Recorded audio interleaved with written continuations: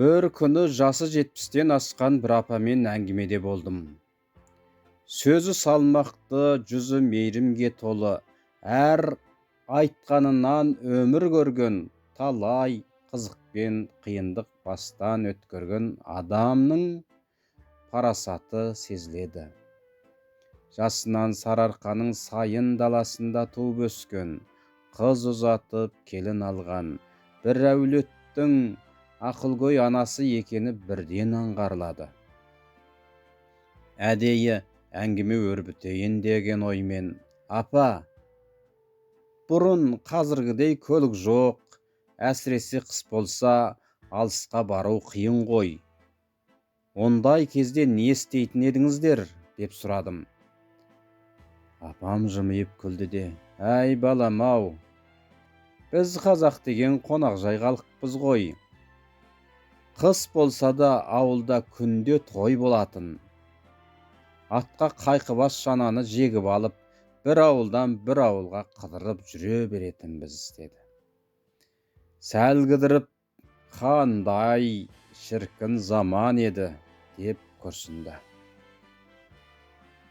Сосын әңгімесін қайта жалғап, бір уақиға әлі күнге дейін есімнен кетпейді.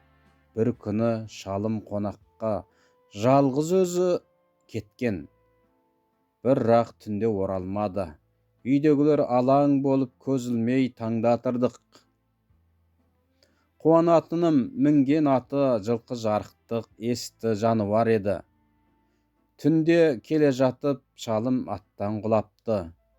Сонда аты қашып кетпей, жанында шыр айналып, есін жиғанға дейін жанында тұрыпты.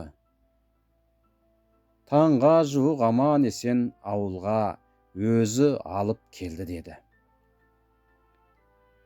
Сөзінің соңында: ел іші қазына ғой балам, мынадай әңгіме айта берсек таусылар емес, деп тоқтады.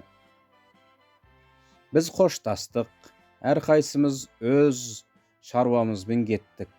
Ал мен сол апаның әңгімесінен бір нәрсені анық түсіндім.